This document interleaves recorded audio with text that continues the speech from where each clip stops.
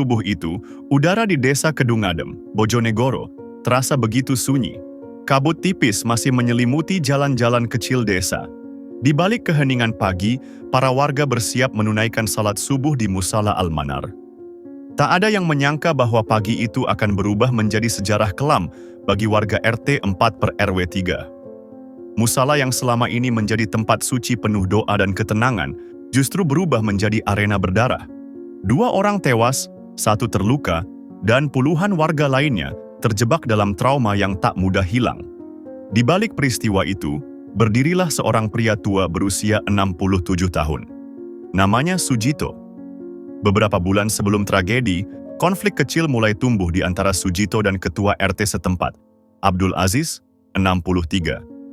Semua berawal dari sebidang tanah milik Sujito yang berada di tepi perkampungan. Tanah itu rencananya akan dijadikan jalan umum untuk akses warga. Sebagian warga menganggap langkah itu sebagai bentuk kontribusi untuk kemajuan desa. Namun, bagi Sujito, itu adalah bentuk penindasan. Ia merasa hak miliknya diinjak-injak. Merasa tak dihargai, ia mulai memendam rasa kecewa. Tapi kekecewaan itu tak berhenti di situ. Dendam pun perlahan tumbuh, menyelinap dalam sunyi dan kesepian hari tuanya.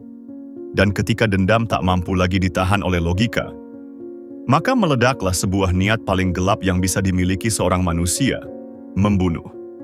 Pagi itu, subuh berdarah Selasa, 29 April 2025, waktu menunjukkan pukul 04.15 pagi. Warga mulai berdatangan ke Musala Al-Manar. Di antara mereka adalah Abdul Aziz dan istrinya, Arik Wijayanti, 60. Ada juga tetangga lainnya, Cipto Rahayu, 63, yang ikut hadir. Mereka semua tidak pernah tahu bahwa pagi itu akan menjadi hari terakhir mereka melihat dunia dalam damai. Sementara itu, dari balik bayang-bayang rumahnya, Sujito bersiap. Di tangannya tergenggam sebuah parang panjang yang telah diasah semalaman. Wajahnya datar. Matanya kosong. Tidak ada getaran takut. Yang ada hanya hasrat untuk melampiaskan dendam yang telah membara terlalu lama. Ia berjalan perlahan ke arah musala. Hatinya bergemuruh. Tapi tekadnya sudah bulat. Dalam diam ia masuk. Saat para jemaah tengah sujud di rakaat kedua, Sujito mengayunkan parang pertamanya. Suara takbir bercampur jeritan. Darah tumpah membasahi lantai musala. Abdul Aziz roboh seketika, tewas di tempat. Arik, sang istri, mencoba melarikan diri namun terkena sabetan dan jatuh bersimbah darah. Cipto, yang melihat kejadian itu, sempat berdiri melawan namun turut disabet senjata tajam dan tersungkur. Warga yang mendengar teriakan segera berlarian ke musala. Namun Sujito sudah melarikan diri, parang berlumur darah masih di tangannya. Pelarian Sujito tak berlangsung lama. Ia akhirnya berhasil diamankan warga dan polisi di jalan raya desa, tak jauh dari musala. Wajahnya masih dingin. Ia bahkan tidak menangis, tidak menyesal. Sudah lama saya ingin melakukannya, kata Sujito, singkat saat diamankan petugas. Sementara itu, Cipto Rahayu sempat dilarikan ke rumah sakit umum daerah Bojonegoro. Ia berjuang selama 7 hari di ruang ICU. Namun luka dalam tubuh dan trauma di jiwa tak sanggup ia lawan. Ia menghembuskan napas terakhir, menyusul sahabatnya, Abdul Aziz, di dunia yang lebih damai.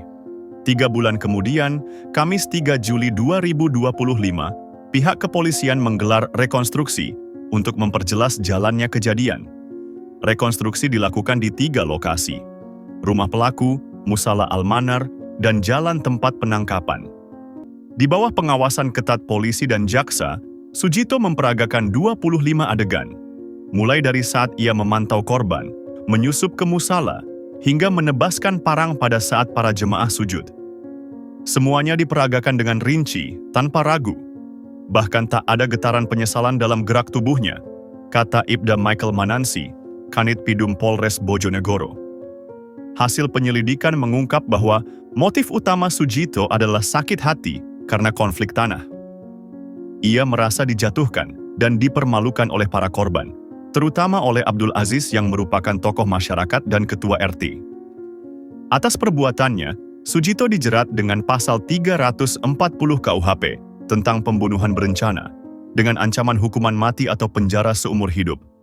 Kini, Musalla Al-Manar tak lagi seramai dulu. Sejak kejadian itu, banyak warga mengaku masih trauma. Anak-anak takut keluar subuh. Para lansia memilih sholat di rumah.